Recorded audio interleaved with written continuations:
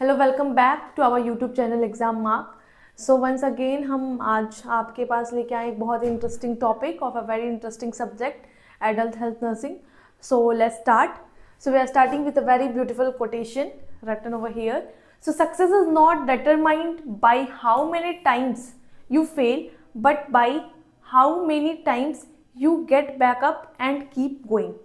सो अगर इस बार एग्जाम में मार्क्स कम आ रहे हैं, इस बार आपने अच्छे से पढ़ाई की थी पर फिर भी रिजल्ट नहीं आया यार, है ना, मैंने नॉसेट बहुत मेहनत से दिया पर इस बार भी नॉसेट में नहीं हुआ, इस बार भी आरआरबी के एग्जाम में नहीं हुआ, या इस बार सेमेस्टर वाले एग्जाम में नहीं हुआ, अगर आप बहुत मेहनत कर रहे हो बट स्टिल आप बार बार फेलियर फेलियर फेलियर, सो हमको हार नहीं माननी है। We have to get up. हमको खुद को उठाना है कि ठीक है, कोई बात नहीं, इस बार नहीं आए मार्क्स, नेक्स्ट टाइम हम अगेन ट्राई करेंगे और हम फिर दोबारा उस एग्जाम के लिए बैठेंगे और हो सकता है कि पॉसिबिलिटी की नेक्स्ट टाइम में मेरा हो जाए, है ना, नेक्स्ट टाइम में मेरा रैंक आ जाए या फिर नेक्स्ट टाइम मैं फेल ना करूँ। सो ये चीज़ अपने दिमाग में रखनी है और तभी हम सक्सेसफुल होंगे।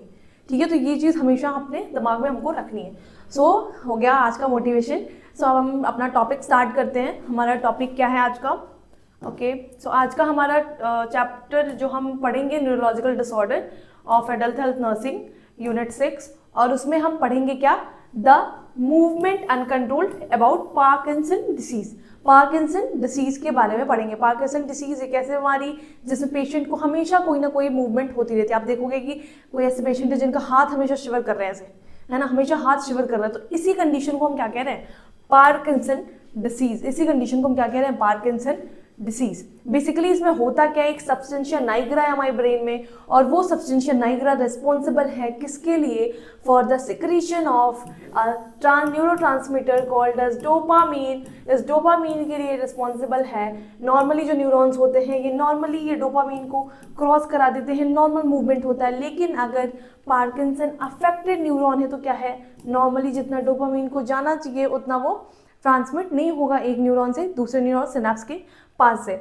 सो इसी कंडीशन को, ये जो डिफिशियंसी हो जा रही है, जो सब्सटेंशिया नाइग्रा में कोई ना कोई डिफेक्ट हो जा रहा है, उसी कंडीशन को हम क्या कह रहे हैं? Parkinson disease. इसको डिटेल में पढ़ते हैं। So Parkinson disease result from dopamine deficiency in the basal ganglia causing movement disorder. जो हमारे ब्रेन में बेसल गैंग्लिया है, बेसल गैंग्लिया में किसकी डिफिशियंसी हो जा रही है? किसकी डिफिशियंसी हो जा रही है? डोपामीन नाम के न्यूरोट्रांसमीटर की, और उसकी वजह से जो डिसीज हो रही है उस डिसीज को हम क्या कह रहे हैं? Parkinson disease. So Parkinson disease is a chronic progressive neurodegenerative disorder that primarily affects the movement and motor control. किसको अफेक्ट कर रहा है ये? हमारी बॉडी के मूवमेंट्स और मोटर कंट्रोल को। It occurs due to the degeneration of dopamine producing neurons in the substantia nigra of the brain, leading to deficiency of dopamine, an essential neurotransmitter responsible for smooth coordinated muscle movement, responsible for smooth coordinated muscle movement. So हमारे brain में substantia Niagara नाम की एक जगह है, वो जगह dopamine produce करती थी, लेकिन वहाँ पे जो डोपामिन प्रोड्यूसिंग न्यूरॉन्स थे वो डीजनरेट हो गए, और उसकी वजह से जो मोटर डिसऑर्डर, जो मूवमेंट डिसऑर्डर पेशेंट को हुआ है, उस मोटर या मूवमेंट डिसऑर्डर को हम क्या कह रहे हैं? Parkinson disease. क्या कह रहे हैं हम? Parkinson disease. ओके, बहुत सुंदर सा नाम है इसका, पार्किंसन। पार्क में इंसन लगा दिया है ना। नेक्स्ट हम देखते हैं डेफिनेशन क्या है। So Parkinson disease is a chronic progressive neuro degenerative disorder of CNS, central nervous system की डिसऑर्डर है ये। Okay, basically characterize by movement abnormalities due to loss of dopamine producing neurons. जो dopamine producing centre है वो dopamine नहीं produce कर रहे हैं, और उसकी वजह से जो मूवमेंट डिसऑर्डर हो रहा है उसी को हम क्या कह रहे हैं? क्या कह रहे हैं? Parkinson disease. So there are different types of Parkinson disease.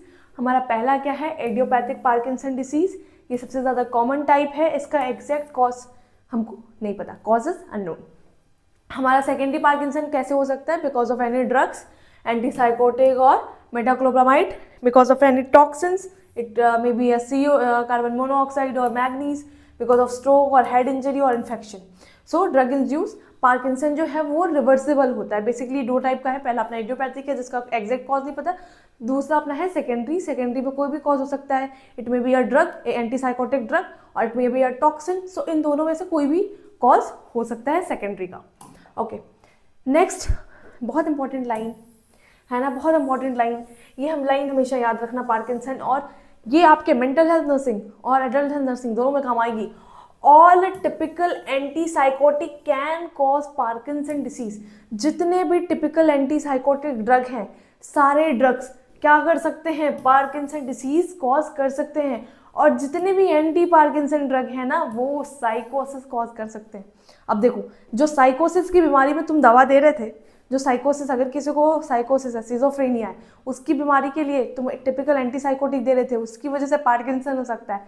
और अगर किसी को पार्किंसन है, तो पार्किंसन के ट्रीटमेंट के लिए जो लिवोडोपा कार्बिडोपा दे रहे हो, उसकी वजह से साइकोसिस हो सकता है। सो दोनों एक दूसरे से इंटर रिलेटेड है। सो ये इंपॉर्टेंट फैक्ट अपने दिमाग में रखना हमेशा। नेक्स्ट, कॉजेज क्या है। सो एग्जैक्ट कॉज क्या है पार्किंसन का, वो हमको अभी तक एग्जैक्टली हमको नहीं पता है, it is unknown. Contributing factors और क्या हो सकते हैं, it may B genetic mutation and environmental toxin और एजिंग, या फिर ऑक्सीडेटिव स्ट्रेस, या फिर माइटोकॉन्ड्रियल डिसफंक्शन, है ना। एग्जैक्ट कॉज हमको नहीं पता। जेनेटिक फंक्शन हो सकता है, जीन में कोई डिफेक्ट हो सकता है, या फिर कोई भी इन्वायरमेंटल टॉक्सिन्स, या फिर जैसे जैसे एजिंग हो रही है। ये जो पार्किंसन है, आप देखोगे यंग लोगों में नहीं, जैसे जैसे लोग ओल्डर होते जा रहे हैं, बूढ़े होते जा रहे हैं, उन लोगों में ये ऐसे मूवमेंट डिसऑर्डर हो रहा है। So ageing can be a factor, और can be stress can be a factor. बहुत आप स्ट्रेस कोई इंडिविजुअल ले रहा है उसकी वजह से, या फिर माइटोकॉन्ड्रिया जिसको हम power house of the cell कहते हैं, है ना। किसी को कुछ याद हो ना हो, बायोलॉजी का स्टूडेंट है, उसको ये जरूर याद होता है कि अगर आप पूछोगे power house of the cell क्या है, तो उसको पता है कि mitochondria is called power house of the cell. So mitochondrial dysfunction की वजह से भी पार्किंसन हो सकता है। ये सब कंट्रीब्यूटिंग फैक्टर्स है, बाकी एग्जैक्ट कॉज हमको अभी तक नोन नहीं है। So still in discovery. Next हमारा पैथोफिजियोलॉजी, होती कैसी है बीमारी। सो पैथोफिजियोलॉजी बहुत सिंपल है, अभी मैं इसको समझाऊंगी। सिंपली याद करो, बेसल गैंग्लिया है, सब्सटेंशिया नाइग्रा है, जो रिस्पॉन्सिबल था for the secretion of dopamine. Dopamine की सिक्रीशन के लिए जो सब्सटेंशिया नाइग्रा रिस्पॉन्सिबल था, वहाँ पे कोई डिफेक्ट हो गया, न्यूरो डिजेनरेटिव डिफेक्ट हो गया, जिसकी वजह से जो डोपामीन सिक्रीट होना चाहिए था, वो डोपामीन उस अमाउंट में सिक्रीट नहीं हुआ, और उसकी वजह से पेशेंट को एक मोटर डिसऑर्डर हो गया। उसी को हम क्या कह रहे हैं, पार्किंसन डिसीज। ठीक है, तो कोई भी कंट्रीब्यूटिंग फैक्टर्स था, उसकी वजह से बेसल गैंग्लिया में डिफेक्ट हुआ। सब्सटेंशिया नाइग्रा डोपामीन नहीं सिक्रीट कर रहा है, और सब्सटेंशिया नाइग्रा डोपामीन नहीं सिक्रीट कर रहा है, तो पेशेंट में कोई ना कोई मूवमेंट डिसऑर्डर हो रहा है। उस मूवमेंट डिसऑर्डर को हम क्या कह रहे हैं, पार्किंसन डिसीज। अब इसको डिटेल में देखते हैं। Degeneration of dopamine producing neurons in substantia Niagara. Substantia Niagara में जो डोपामीन प्रोड्यूसिंग न्यूरॉन्स थे, उनका क्या हो गया, डीजनरेशन हो गया मिड ब्रेन में। तो उसकी वजह से डोपामीन क्या है, बेसल गैंग्लिया में आपको क्या मिल रहा है, डिक्रीज मिल रहा है, कम अमाउंट में मिल रहा है।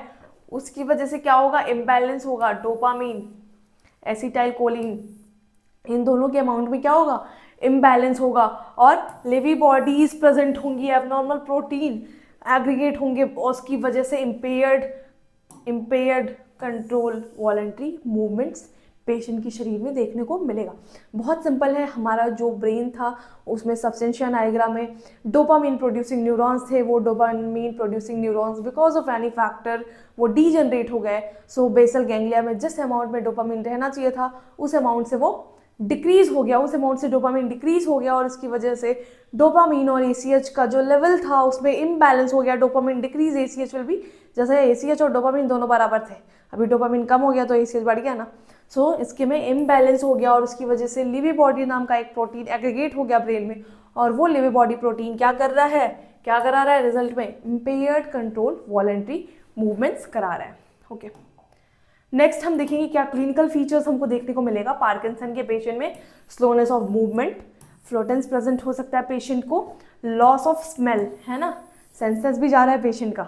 स्पीच चेंजेस, पेशेंट में क्या है, स्पीच चेंजेस प्रेजेंट हो सकते हैं। ट्रेमर, इसको याद करने का बहुत ही अच्छा तरीका बताऊंगी मैं अभी आप लोगों को, एक बार में याद हो जाएगा बहुत easily. Okay, so clinical features क्या क्या है। मोटर सिम्टम्स याद करने का एक निमोनिक है अपने पास, ट्रैप, जैसे आप किसी ट्रैप में फंस गए हो, है ना, ट्रैप। तो ट्रैप में होता क्या है, टी फॉर ट्रेमर्स, है ना, रेस्टिंग ट्रेमर्स, पिल रोलिंग ट्रेमर्स, है ना, पेशेंट को रेस्ट स्टेज में है तो भी उसको कुछ ना कुछ ट्रेमर्स आ रहे हैं, ऐसे हमेशा वो रेस्ट में बैठा हुआ है, कोई खड़ा है ऐसे रेस्ट में, फिर भी उसको क्या है, ट्रेमर्स आ रहे हैं हाथ में या कहीं भी ट्रेमर्स आ रहे हैं, तो उसको हम क्या कह रहे हैं, ट्रेमर्स, रेस्टिंग ट्रेमर्स या फिर पिल रोलिंग ट्रेमर्स। नेक्स्ट हमारा क्या है, रिजिडिटी, मसल स्टिफनेस, मसल आप जब चेक करोगे बहुत स्टिफ मसल मूव नहीं कर रही है, मसल स्टिफनेस प्रेजेंट होगी। सो रिजिडिटी, उसमें भी क्या, इसको हम क्या कहते हैं, कॉग व्हील रिजिडिटी, कॉग व्हील होता है ऐसे, एक से एक व्हील दूसरी से दूसरी व्हील ऐसे जुड़ी रहती है ना, फिर इधर से इधर, इधर से ऐसे, मैं थोड़ा अच्छा नहीं बना but still कॉग wheel. So कॉग wheel rigidity बहुत रिजिड मसल्स हो जाती है। TR हो गया, ए से क्या है, ए काइनेशिया या फिर ब्रेडिकाइनेशिया, स्लोनेस ऑफ मूवमेंट, या तो बिल्कुल मूवमेंट नहीं होगा, बहुत स्लो मूवमेंट, बहुत धीरे धीरे, ऐसे इंडिविजुअल को देखो तो वो एकदम आराम आराम से चलेगा, एक तो ट्रेमर्स भी आ रहा है और वो आराम आराम से चल रहा है, सो स्लोनेस ऑफ मूवमेंट। नेक्स्ट इसमें क्या है, पोस्चरल इंस्टेबिलिटी, जो पेशेंट का पोस्चर है वो स्टेबल पोस्चर नहीं होगा, postural instability, poor balance, patient कभी इधर फॉल कर रहा है कभी इधर फॉल कर रहा है ना, पुअर बैलेंस है। तो ट्रैप क्या है, ट्रैप क्या है, motor symptoms of Parkinson, T for tremors, R for rigidity है ना, उसमें भी कौन सी, cogwheel rigidity of the muscles, A for akinesia और ब्रैडिकाइनेशिया, और V फॉर पोस्चरल इंस्टेबिलिटी देखने को मिलेगी। ट्रायड ऑफ पार्किंसन क्या आता है, ट्रायड में ये भी क्वेश्चन है बहुत इंपॉर्टेंट, आपको पूछ देगा कि which of the following is not a part of triad of Parkinson. Not a part पूछा है, क्वेश्चन ध्यान देना, not a part, not set, RRB कहीं भी पूछ रहा है, नॉट अ पार्ट मतलब कौन सा इसमें से पार्ट नहीं है। तो इसमें दिया है ट्रेमर, रिजिडिटी, ब्रैडिकाइनेशिया, एक दे दिया वॉमिटिंग, तो आपको पता चल जाएगा vomiting is not a part. So tremors, rigidity and bradykinesia ये हमारा ट्रायड है। ट्रायड का मतलब क्या, 3 सिम्टम्स बेसिकली जो प्रेजेंट है उसी को हम कहते हैं ट्रायड, जैसे मेनिंजाइटिस का ट्रायड होता है अपना, वो भी हमने पढ़ा है ना। सो ट्रेमर्स, रिजिडिटी एंड ब्रैडिकाइनेशिया, ये बहुत अच्छा निमोनिक है अपने पास खुद, पार्किंसन खुद अपना एक निमोनिक है अपने सिम्टम्स का। सो P का मतलब क्या है, पिल रोलिंग ट्रेमर्स, A का मतलब ए काइनेशिया है ना, slowness of movement, akinesia, R for rigidity, especially कौन सी, कॉग व्हील रिजिडिटी, कौन सी रिजिडिटी हो रही है, कॉग व्हील रिजिडिटी, कौन सी rigidity, cog wheel rigidity, cog wheel rigidity. K for kinesia, वही सिमिलर, ब्रैडिकाइनेशिया, ए काइनेशिया, दोनों हो रहा है। Incoordination falls, incoordinated falls, patient अपना बैलेंस नहीं मेंटेन कर पा रहा है। PARKI हो गया। N से क्या हो रहा है, नो एक्सप्रेशन, बहुत इंपॉर्टेंट, अभी तो वो मोटर सिम्टम आ गया। नो एक्सप्रेशन में क्या होगा, पेशेंट कोई एक्सप्रेशन नहीं दे रहा है, जैसे मैं स्माइल कर, आप पेशेंट को स्माइल करो, स्माइल नहीं कर पा रहे, मतलब मास्क लाइक फेस, कोई एक्सप्रेशन नहीं है, इसीलिए हम इसको कहते हैं, क्या है, कहते हैं mask like face, mask like face present कौन से डिसीज कंडीशन में होता है, ये भी क्वेश्चन है। तो क्या है आंसर, पार्किंसन। शफलिंग गेट, बहुत शफल गेट रहेगा, जैसे शफल कर करके चलेगा पेशेंट, सफलिंग गेट शो करेगा। और क्या है, drool, okay, drooling of saliva, patient के माउथ से हमेशा सलाइवा की ड्रूलिंग होगी, ऐसे जो पेशेंट्स होंगे।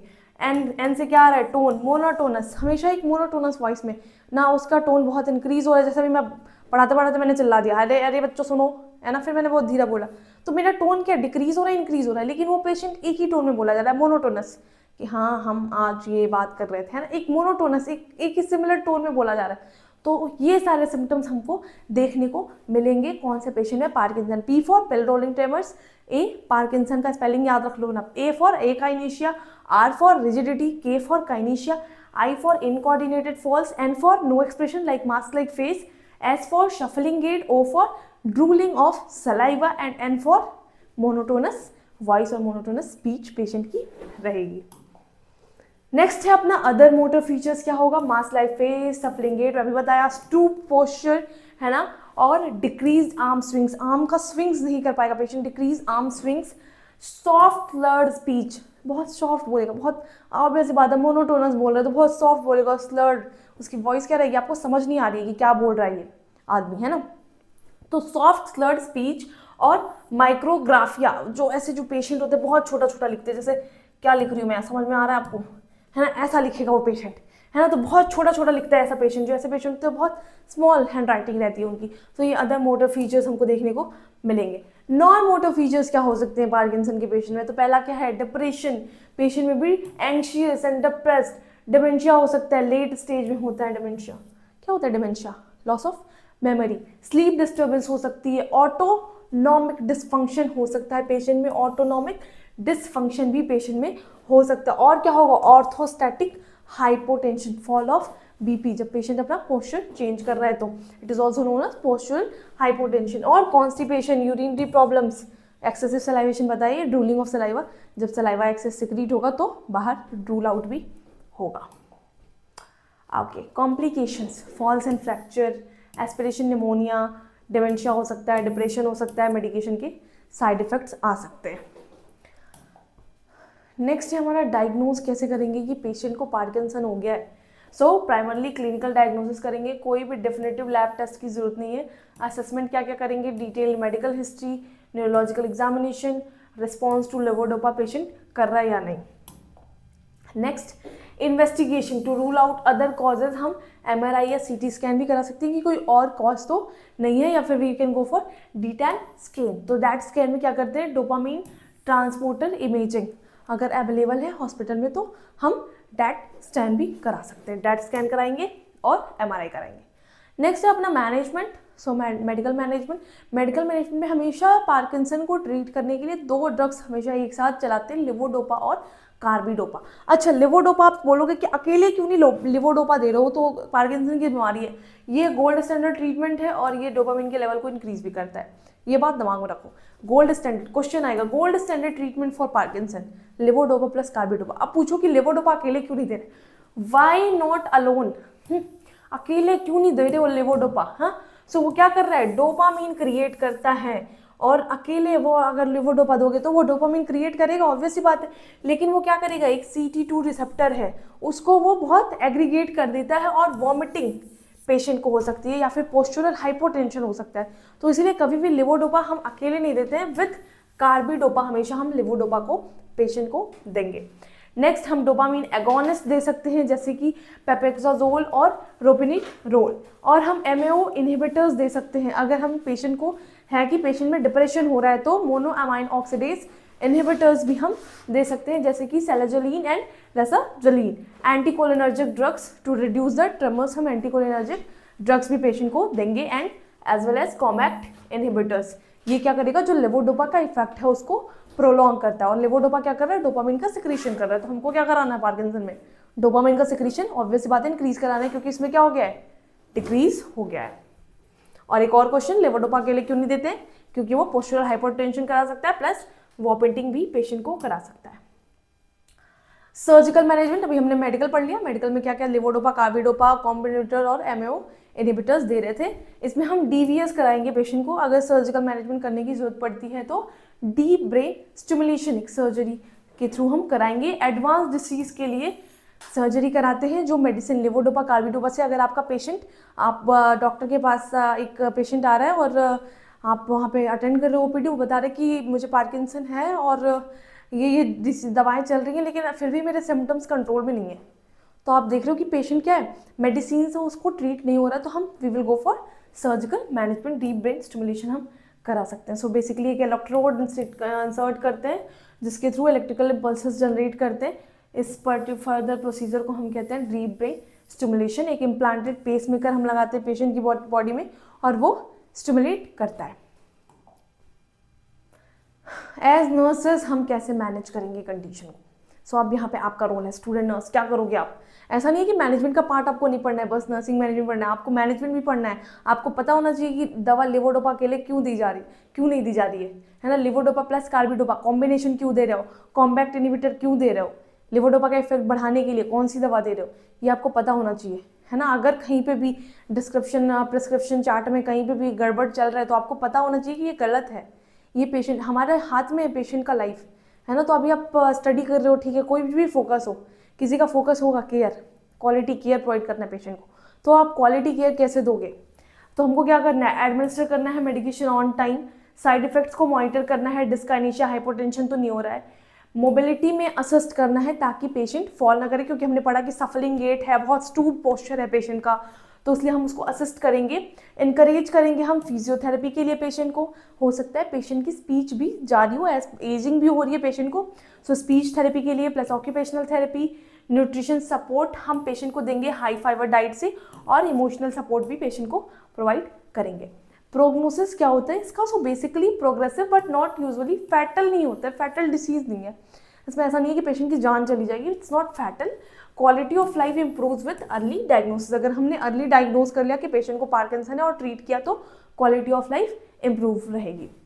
एक क्वेश्चन है आपके लिए at last, why vitamin B6 avoid in patient with Parkinson disease. Parkinson disease का पेशेंट है तो विटामिन B6 क्यों अवॉइड करेंगे, क्यों करते हैं अवॉइड, क्योंकि ये जो विटामिन B6 है ना, पायरोडॉक्सिन, ये विटामिन B6 क्या करता है, जो लेवोडोपा ड्रग आप दे रहे हो मेडिकल मैनेजमेंट में, ये लेवोडोपा के मेटाबॉलिज्म को इंक्रीज कर देता है। क्या करता है? लेवोडोपा के मेटाबॉलिज्म को इंक्रीज कर देता है। इसीलिए हमेशा विटामिन B6, जो भी पार्किंसन का पेशेंट है, डॉक्टर उसको हमेशा बोलता है कि ये जो विटामिन B6 रिच फूड है ये अवॉइड करो। विटामिन B6 के अगर B कॉम्प्लेक्स ले रहे हो तो उसको अवॉइड करना है, क्योंकि आपको हम जो ड्रग दे रहे हैं उसका इफेक्ट ये बहुत ज़्यादा बढ़ा देगा। तो जो डिजायर्ड इफेक्ट है, जो थेरापेटिक इफेक्ट है, वो पेशेंट को नहीं मिलेगा।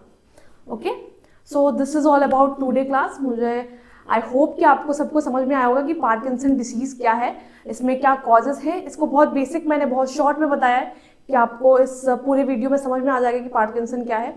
सो अगर इसके नोट्स आपको चाहिए so you can go for link, description link में हमारा ऐप का डिस्क्रिप्शन है, आप उस पर जाइए, पूरा नोट्स अवेलेबल है फॉर ऑल द टॉपिक्स।